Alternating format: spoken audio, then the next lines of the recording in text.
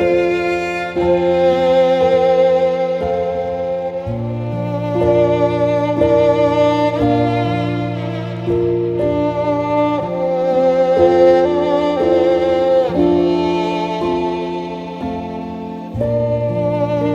स्वागत है आपका इस खास मुलाकात में। आज ये मुलाकात हम लेने जा रहे हैं राष्ट्रवादी महिला कांग्रेस की प्रदेश सरचिटनीस उषाताई चौधरी की। विषय काफ़ी गंभीर है, काफ़ी संवेदनशील है। देश में इन दिनों देखा है कि जो आंदोलन खड़े हो रहे हैं वो महिला अत्याचार के लिए खड़े हो रहे हैं। हमने कोलकाता का हादसा देख लिया, महाराष्ट्र में हम बदलापुर की 3 रोज बात करते हैं। नागपुर में भी कई इंसिडेंट हुए हैं जिस पर बच्चियों पर अत्याचार के मामले सामने आए हुए हैं। ऐसे मामलों को देखते हुए एक महिला राजनेता, एक महिला होने के नाते ताई को क्या लगता है वही जानने की कोशिश हम करते हैं। ताई, कोलकाता, बदलापुर, अकोला, नागपुर जैसे हिंदी, तो ऐसे जो मामले जो आते हैं, क्या लगता है?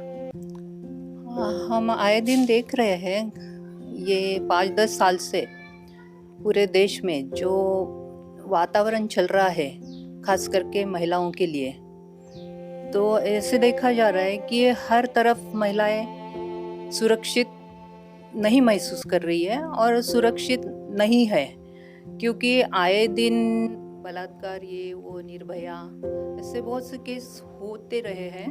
पर अभी जो हम देख रहे हैं, जो नया ट्रेंड आ गया क्या पता नहीं, पर अभी जो हम देख रहे हैं कि छोटी छोटी बच्चियां जिनके साथ लैंगिक शोषण हो रहा है, जो बच्चियों को लैंगिक शोषण किसे कहते हैं ये भी पता नहीं है, ऐसी बच्चियां शिकार हो रही है इन लोगों की।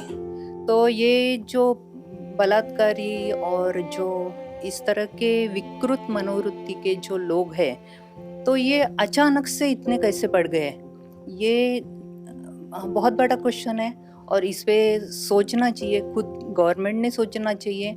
और हम महिलाओं की तरफ से हम कह रहे हैं कि अचानक से इतने हादसे जो हो रहे हैं, तो आप अभी तक इतना शांत क्यों है, इतना मजबूत जो शिक्षा करनी चाहिए या पाउल उठाना चाहिए, तो आपने उठाना चाहिए और गवर्नमेंट ने जल्दी से जल्दी इस पे कार्रवाई करनी चाहिए, दोषी को शिक्षा देनी चाहिए। अभी तो हम बोल रहे हैं कि टाइम बहुत निकल गया, अभी जितना हम लोग डिले करेंगे तो ये लोग और ज़्यादा कर रहे हैं। ये कोई अचानक से हुई प्रॉब्लम तो लग नहीं रही है। ऐसे लग रहा है कि पुलिस प्रशासन या सरकार का भी इनको कुछ डर रहा नहीं है और अचानक से ये कोई भी उठता है, कुछ भी करता है।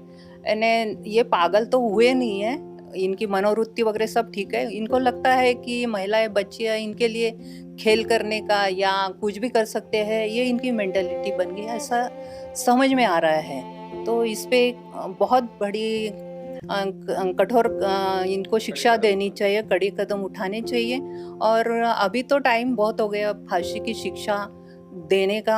हम लोग महिलाएं सब तरफ से हम देख रहे हैं, बहुत आंदोलन हो रहे हैं, तो सब महिलाएं बोल रही है कि ऐसे लोगों को फांसी की शिक्षा देनी चाहिए, कानून बनाना चाहिए।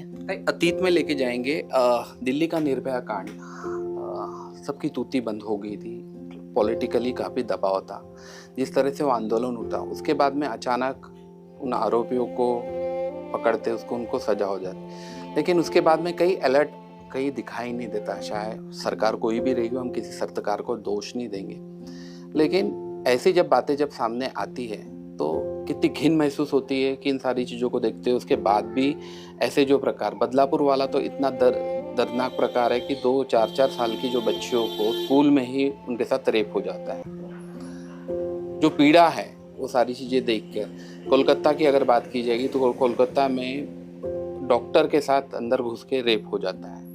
तो क्या लगता है इन सारी चीज़ों को देखते हुए आपको कि कड़े नियम तो बनने चाहिए, लेकिन हमारी भी कम से कम इंसानियत नाम की चीज़ है, वो कहीं के खोते जा रही है? हाँ, ऐसे लग रहा है आजकल कि हम जो देख रहे हैं कि एक इंसान दूसरे इंसान के साथ जो पहले प्रेम, विश्वास, आदर, सत्कार जो भी था, मन मिलाप सलोखा वो अभी उतना दिखाई नहीं दे रहा है। और बच्चियों के महिलाओं को देखने का नज़रिया, जितनी महिलाएं अभी पढ़ लिख रही है, आगे जा रही है, नौकरी कर रही है, इंडिपेंडेंट हो रही है, पर महिलाओं के लिए देखने का जो तरीका है वो बदल रहा है। उनको ऐसे लग रहा है पढ़ लिख के महिलाएं नौकरी कर रही है तो मतलब घर से बाहर निकली तो इनके साथ कुछ भी किया जा सकता है। हाँ, नज़रिया बदल गया है। हम लोग देख रहे हैं कि महिलाएं इंडिपेंडेंट हो गई है और काम पे जाती है वो लोग। तो ये कोलकाता का जो केस हुआ है तो उसमें तो वो महिला हॉस्पिटल जैसे शहर में हॉस्पिटल में ही सुरक्षित नहीं है। वो थकी हुई है, वो थोड़ा रेस्ट करके फिर से काम में लगना चाहती है, पर जहाँ रेस्ट करने जाती है वहीं इतना निर्घुन तरीके से बलात्कार होता है और हॉस्पिटल को पता ही नहीं लगता ये जंगल है या हॉस्पिटल है। तो यहाँ पे ऐसे केसेस हो रहे हैं, हमारे महाराष्ट्र में भी हो रहे हैं। जो हमने रिसेंटली देखा कि बदलापुर का जो हादसा हुआ है वो 3-4 साल की बच्चियाँ जिनको बाथरूम में जाके वो वहाँ का सफाई कामगार वगैरह शोषण करता है। तो ये वो बच्चियों को तो बता भी नहीं सकते कि हमारे साथ क्या हुआ। तो आए दिन बच्चियाँ भी शिकार हो रही है।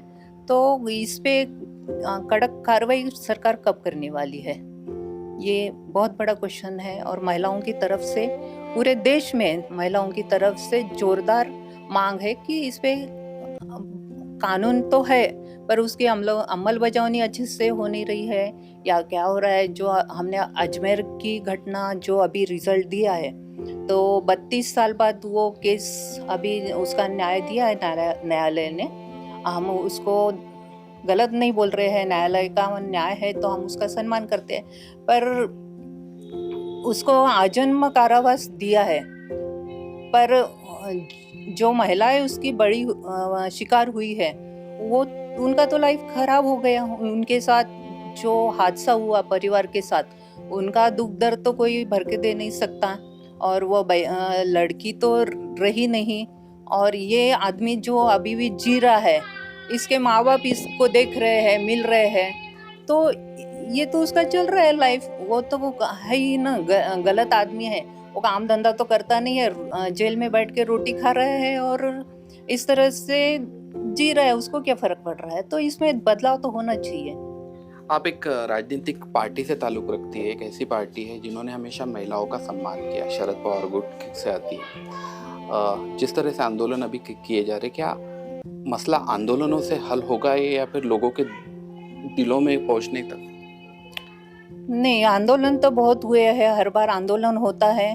थोड़े दिन थोड़ा पुलिस भी उसको थोड़े दिन सीरियसली लेती है, थोड़े दिन अच्छा काम करते हैं, बाद में फिर वही परिस्थिति फिर से होती है।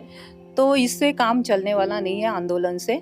और अभी रिसेंटली पवार साहब ने हमारे सभी लोगों को ओपनली शपथ दी है कि हम महिलाओं का सम्मान करेंगे, उनकी सुरक्षा करेंगे, उनके साथ गलत होंगे तो हम आवाज़ उठाएंगे और महिलाओं के साथ कुछ गलत नहीं होने देंगे।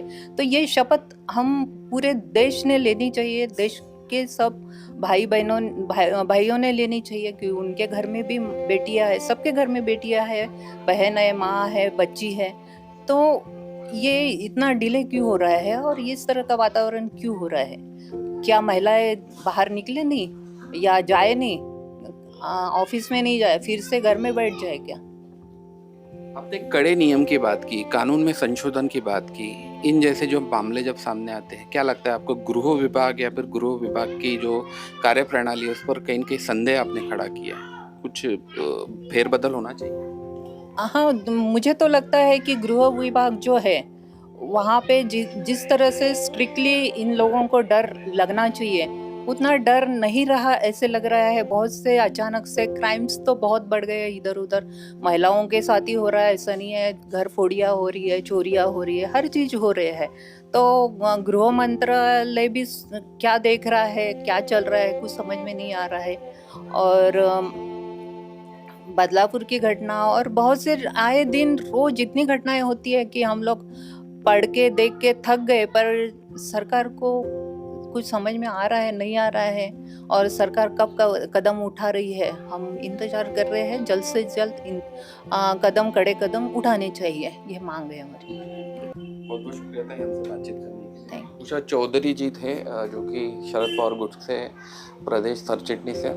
अगर बात की जाएगी इस पूरे मामले में तो विषय में काफ़ी संवेदनशील है, लेकिन एक तरफ देखा जाएगा तो बदलापुर वाला जो मामला और अन्य जो भी मामले हैं वो काफ़ी गंभीर हैं। महिला सुरक्षा की तो हम हमेशा बात करते हैं, लेकिन महिला सुरक्षा के लिए कानून भी बनाते हैं, लेकिन उसको किस तरह से अमल में लाएं ये हमें पता नहीं। लेकिन लोगों के मानसिकता की भी सोच है, क्योंकि अभी पॉर्न साइट और बाकी की चीज़ें एक मोबाइल के क्लिक पर अवेलेबल है। इस पर सरकार कितनी गंभीर है वो सारी चीज़ें देखना चाहिए। बदलापुर और बाकी के अन्य चीज़ों में तो आरोपी तो पकड़े गए, लेकिन क्या हमारी भी मानसिकता है, हम भी एक इंसान है, हमारी इंसानियत को दरकिनार करते हुए ऐसी सारी अगर घटनाएं होती है तो ये महाराष्ट्र की छवि को खराब करने वाली है। कैमरा पर्सन रोशन बोकड़े के साथ मुकेश शेड़ो, वीकेबी न्यूज़ नागपुर।